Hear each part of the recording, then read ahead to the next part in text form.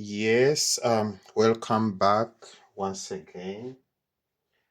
This is Richard, and the channel is Physical Sciences Silver Bullet. And we are still dealing with this galvanic cell, the setup between silver half cell and the copper half cell.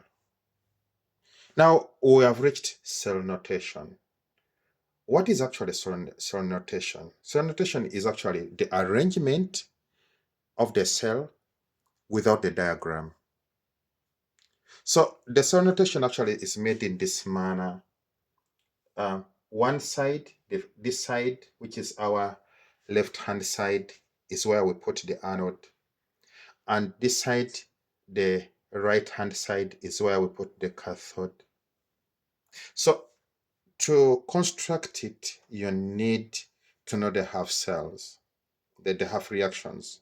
So what is the half reaction at anode for this half cell? We say that anode, it's oxidation, and what is being oxidized? We are saying that copper is being oxidized to copper 2 ions plus electrons. That's the one at anode. At the cathode, we are seeing that silver ions are being reduced. So the reaction is going to be He plus taking up electron to become Ag solid. So these are the two half reactions we have from this setup. Remember, I've told you on the left-hand side, we are going to have the anode. And how do we write it? This is how we write it. We say that what do we take from the anode? We write this first, the electrode. So it's going to be copper solid. This one, we call it phase boundary. Because copper is a solid and we are going to the aqueous solution, so it requires us to have that boundary put. So what comes next now is going to be the ions, the copper ions. And that is the F side, the anode side.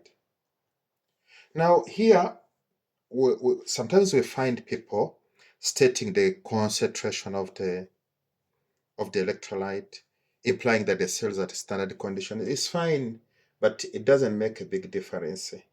So after the anode, what comes the salt bridge, which separates the two half cells.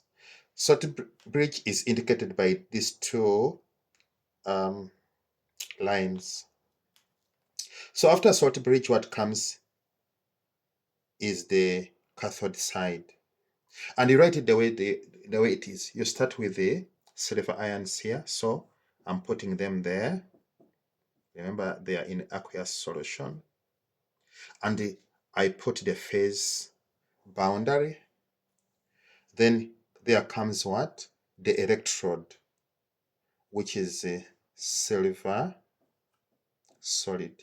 So what we have here is our cell notation. This is how we construct it, and those are the steps you take.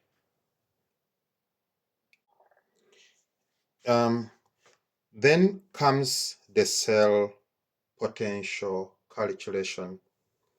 How do we calculate the cell potential? The cell potential is the voltage read on this voltmeter. And if that voltage is read under standard conditions, we call it standard electrode potential. So how do we calculate it?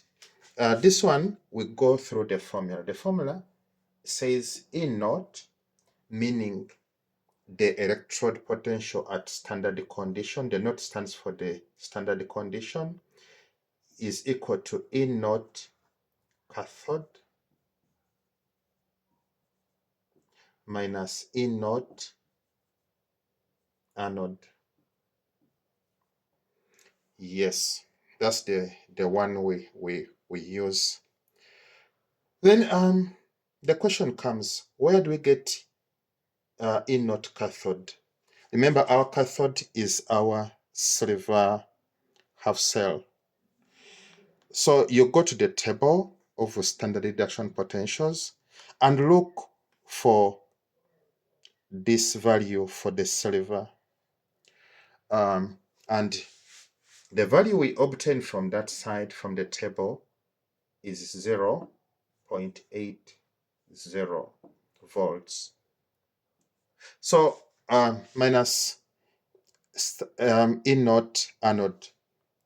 We also go to the same table, and our anode is copper, so you look for the copper. Here you have to be very careful.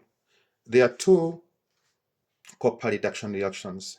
There's a one for copper 1 and the one for copper 2.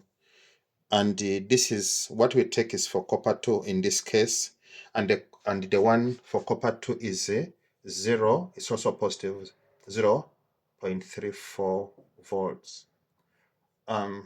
What we get out of this is what we call the standard electrode potential, the standard cell potential of this setup. So that is that. So the standard cell potential, which is going to be read on this voltmeter when all the conditions are standard, is going to be that 0.46 volts. Then comes the standard conditions of galvanic cells. Now, there are three conditions for galvanic cells, which we call standard. But at times, not all the three applies. An example is in this case. In this case, we'll have our setup, which is made up of liquid and our electrodes. So we have two conditions which you can specify here. One is that for this cell to be called standard, the temperature must be 25 degrees Celsius. Or if you want to express it in Kelvin, it should be 298 Kelvin. That's one of the conditions you have to be aware of. This one actually applies to all the cells. Another condition is the concentration of these two electrolytes in these two half cells. Concentration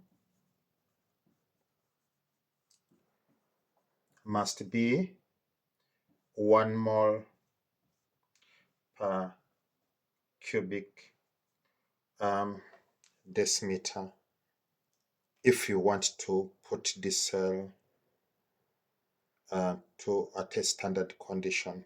Then the other condition where it doesn't apply here, let me put it here, but I'll cross it out because it doesn't apply here. It is a pressure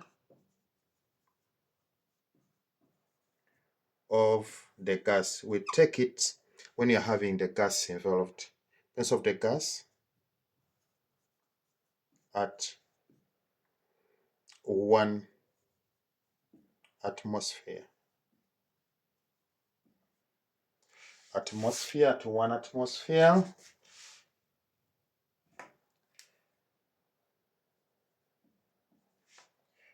Or 101.3 kilopascals. Now listen, like I told you, don't become mistaken. This one does not apply to this cell. Does not apply to this cell.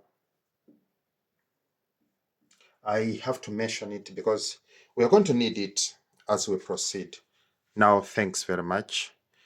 Don't forget to subscribe.